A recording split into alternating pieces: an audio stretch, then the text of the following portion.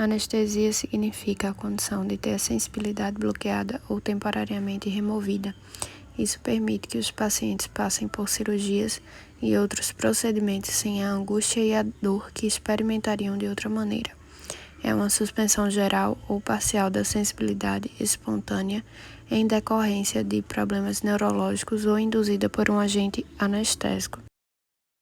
São amplamente utilizados como agentes para a anestesia e a analgesia durante o transoperatório e o pós-operatório, usado em locais bem específicos como durante a remoção de uma unha encravada ou de um dente. Os anestésicos locais também podem ser injetados no canal medular, conhecida como a raquianestesia. As folhas de coca são mastigadas há centenas de anos pelos índios sul-americanos, causando o entorpecimento da boca e língua. A cocaína foi isolada por Albert Niemann em 1860. Sigmund Freud tentou fazer uso do poder energizante da cocaína e deu a substância para o oftalmologista e amigo Karl Koller em 1884. Que relatou a atividade anestésica da cocaína em cirurgias de córneas de animais. Os anestésicos locais bloqueiam a ação de canais iônicos na membrana celular neuronal, impedindo a neurotransmissão do potencial de ação. A forma ionizada do anestésico local liga-se de modo específico aos canais de sódio, inativando-os e impedindo a propagação da despolarização celular. Porém, a ligação específica ocorre no meio intracelular, por isso é necessário que o anestésico local, em sua forma molecular, ultrapasse a membrana plasmática para então bloquear os canais de sódio. Primeiro vamos falar da dor, como esse mecanismo funciona no corpo.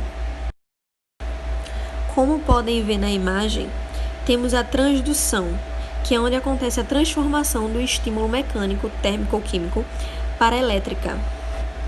Após isso, vem a transmissão, que é onde leva a informação até a medula espinhal.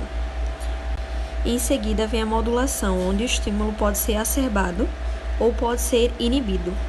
E por último, vem a percepção, quando o estímulo chega ao cérebro, quando a gente percebe que está sentindo essa dor. Agora, para entender a primeira e a segunda dor, vamos falar das fibras.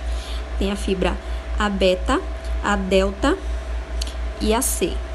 A fibra A delta e C são responsáveis por levar estímulos lesivos da periferia ao sistema nervoso central, no caso, a sensação de dor.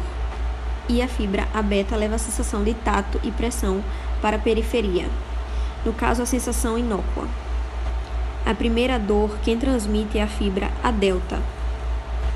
E essa primeira dor vem semelhante a alfinetadas. Já na dor secundária, quem entra em ação é a fibra C. E nessa dor secundária, ela pode ser latejante ou na sensação de queimação e perdura por muito tempo. E é de acordo com o caso clínico que entra a anestesia ou a analgesia para combater essa dor. Existem diferenças? Sim. O analgésico são inibidores específicos das vias de dor, enquanto o anestésico local são inibidores inespecíficos das vias sensoriais periféricas, incluindo a dor, motoras e autônomas. Os anestésicos usados geralmente são os mesmos, mas se diz analgesia quando a quantidade de substância injetada é menor. Nesse caso, a prática se torna mais superficial, apenas para inibir a dor. Já a anestesia propriamente dita utiliza um volume de anestésico maior, pois o que se pretende é, além de inibir a dor, impedir sensações musculares para que o médico possa com toda a tranquilidade executar o procedimento cirúrgico. Vamos falar um pouco das classes e agentes farmacológicos. Os anestésicos locais podem ser classificados em AL com ligação éster ou AL com ligação amina. Todos os anestésicos locais possuem 3 domínios estruturais, um grupo aromático, um grupo amina e uma ligação éster, ou amina unindo esses dois grupos. A natureza do grupo amina influencia a velocidade de início e a potência do fármaco, e a estrutura do grupo amina ou esta influencia a duração de ação e os efeitos colaterais do fármaco. Todos os anestésicos locais contêm um grupo aromático que confere à molécula grande parte de seu caráter hidrofóbico. As membranas biológicas possuem um interior hidrofóbico em virtude de sua estrutura de dupla camada lipídica. A hidrofobicidade de um AL afeta a facilidade com que o fármaco atravessa as membranas da célula nervosa para alcançar seu alvo, que é o lado citoplasmático do canal de sódio regulado por voltagem. À medida que a hidrofobicidade de uma série de fármacos aumenta, a permeabilidade da membrana celular a esses fármacos também aumenta. Esse comportamento, um tanto paradoxal, deve-se de fato de que as moléculas muito hidrofóbicas distribuíssem fortemente na membrana celular, onde permanecem. Um anestésico local efetivo deve-se distribuir-se e difundir-se na membrana e, por fim, dissociar-se nela. As substâncias que têm mais tendência a sofrer esses processos possuem hidrofobicidade moderada. Agora vamos falar um pouco do grupo amina. O grupo amina de uma molécula de anestésico local pode existir na forma protonada, com carga positiva, também conhecida como ácido conjugado, ou na forma de desprotonada, no caso neutra, também conhecida como base conjugada. As formas neutras do AL atravessam as membranas com mais facilidade do que as outras, com carga positiva. Todavia, as formas com cargas positivas ligam-se com muito mais afinidade ao sítio alvo de ligação do fármaco. Esse sítio localiza-se no poro do canal de sódio, regulado por voltagem, e é acessível pela entrada intracelular do canal. Esta é a razão pela qual as bases fracas moderadamente hidrofóbicas são tão efetivas como o anestésico local. Os anestésicos locais atuam impedindo a condução de impulsos nervosos ao bloquear os canais e impedindo a condução de estímulo na fibra nervosa, consequentemente impedindo o potencial de ação que causaria a sensação dolorosa. Mas o que é o impulso nervoso? Impulso nervoso é uma corrente elétrica que tem como objetivo transmitir uma informação. Esse processo ocorre em consequência da despolarização que ocorre ao longo da membrana do neurônio. O neurônio, como vemos na imagem a seguir, é composto por dendrito, corpo e axônio, onde o dendrito recebe o estímulo nervoso, encaminha para o corpo vai fazer análise desse estímulo nervoso e vai encaminhar até as fendas sinápticas que vão transmitir as respostas até a célula-alvo. Essa condição nervosa que passa por meio do axônio, ela é feita por troca de íons. Considerações anatômicas. O nervo periférico é composto por vários tipos de fibras e por bainhas conjuntivas, as quais conferem uma grande resistência aos nervos superficiais por estarem mais expostos a traumatismos. No nosso corpo, possuímos neurônios de fibras aferentes, que são sensitivos, os quais conduzem impulsos nervosos dos órgãos para o sistema nervoso central. E possuímos também as fibras eferentes, que são motoras e conduzem os impulsos nervosos do sistema nervoso central para o sistema nervoso periférico. As bainhas conjuntivas que constituem um nervo são classificadas em: na imagem a seguir de laranja, mais superficialmente, podemos observar o epineuro, o qual envolve todo o nervo. Destacado de verde, temos o perineuro, o qual envolve os conjuntos de fibras nervosas. E por último, o endoneuro, o qual é constituído por uma trama delicada de tecido conjuntivo frouxo, que envolve as fibras mielinizadas e não mielinizadas, as células de Schwann e os capilares. Os anestésicos locais são injetados fora do epineuro e as moléculas do anestésico devem atravessar o epineuro para alcançar o perineuro e logo após o endoneuro, ou seja, apenas os anestésicos locais que atravessarem essas 3 bainhas poderão alcançar as membranas neuronais, onde residem os canais de sódio regulados por voltagem. Como agem os anestésicos locais? Inicialmente, depois que a forma molecular do anestésico local entra na célula nervosa, vai ter um deslocamento dos íons de cálcio. Após isso, o anestésico local se liga ao sítio receptor do canal de sódio, onde vai ter um bloqueio desses canais, o que diminui a taxa de despolarização elétrica e a partir daí não vai ter o potencial de ação. O que é o potencial de ação? Potencial de ação nada mais é do que a capacidade das células conduzirem sinais elétricos e assim conduzirem informações umas às outras, sendo crucial para a sobrevivência. O potencial de ação que se estabelece na área da membrana estimulada perturba a área vizinha, levando a sua despolarização. O estímulo provoca, assim, uma onda de despolarizações e repolarizações que se propaga ao longo da membrana plasmática do neurônio. Essa onda de propagação é o impulso nervoso. O potencial de ação é transmitido a partir de uma entrada de sódio e uma saída de potássio. Isso ocorre de forma natural, sem gasto de energia, porque cada íon vai se mover ao seu gradiente de concentração.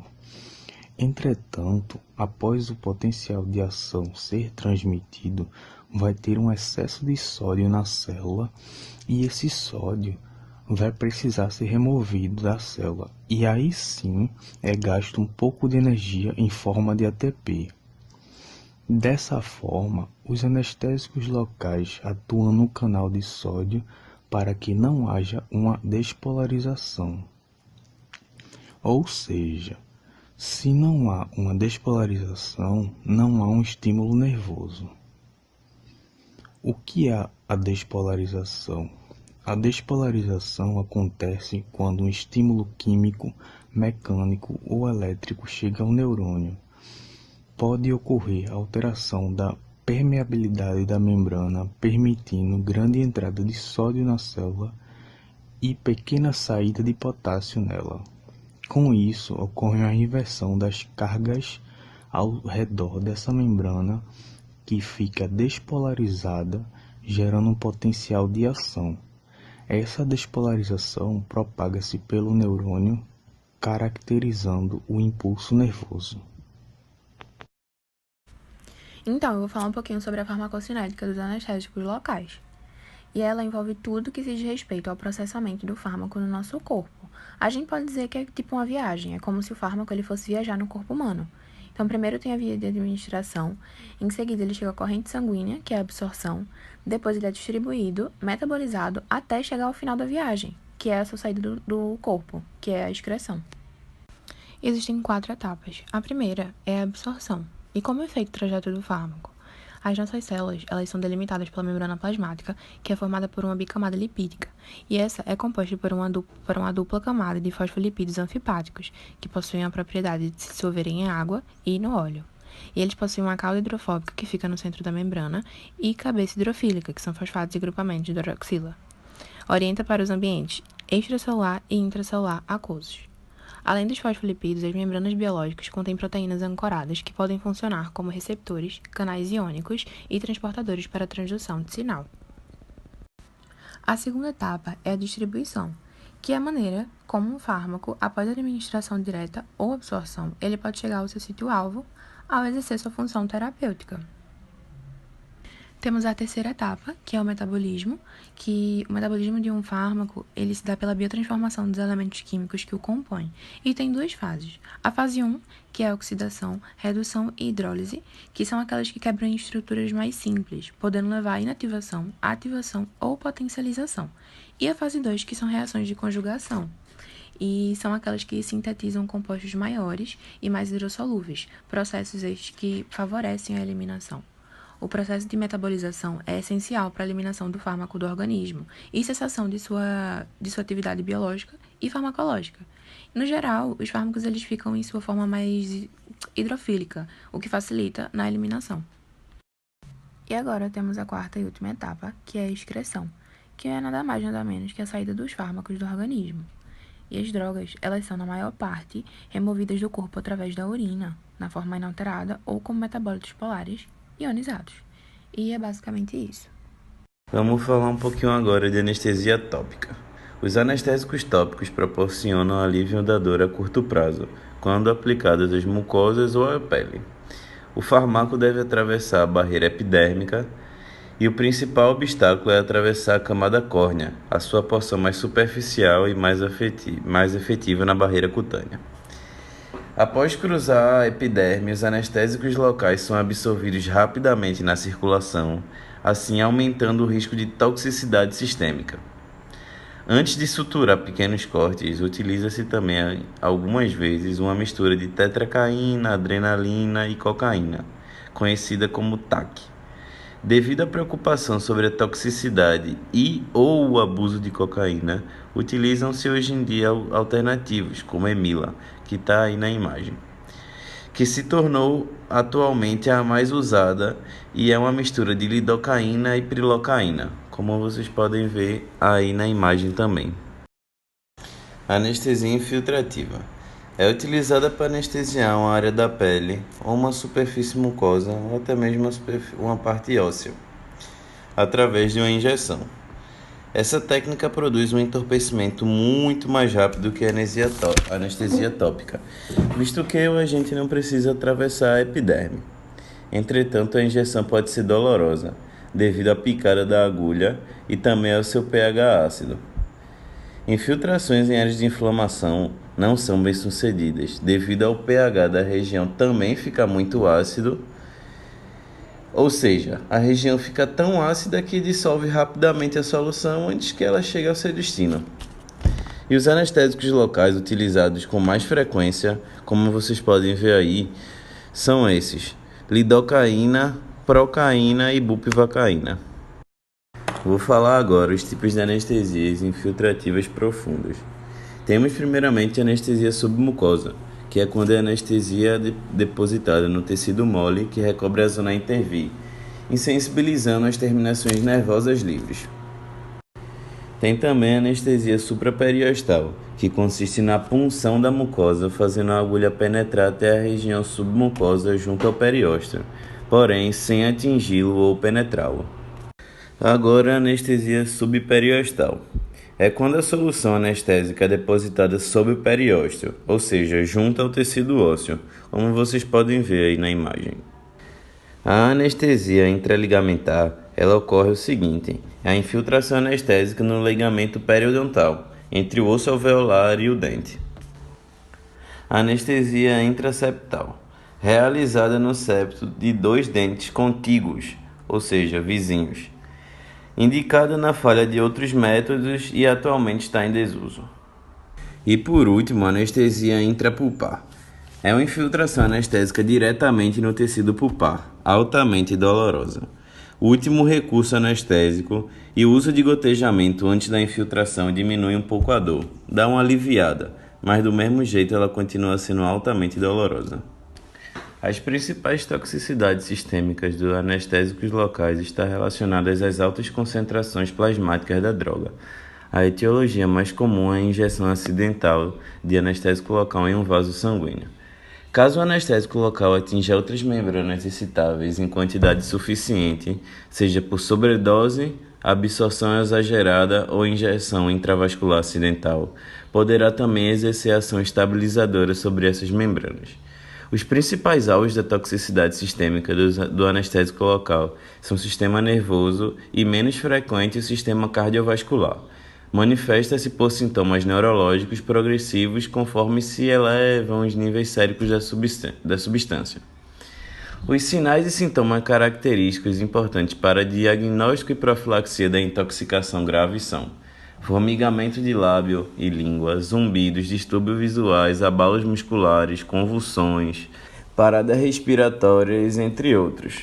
Vocês também podem ver alguns sintomas de toxicidade dos anestésicos aí na tabela que eu botei à esquerda e o tratamento de alguns tipos, cada caso é um caso. À direita vocês podem ver a potência relativa em relação ao sistema nervoso central. Agentes individuais.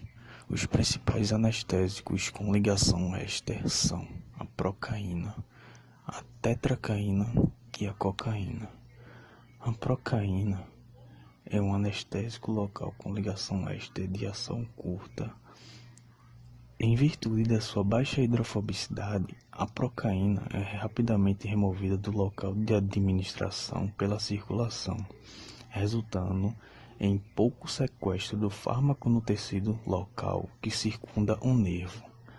Na corrente sanguínea, a procaína é rapidamente degradada por pseudocolinesterases plasmáticas e os metabólitos são subsequentemente excretados na urina.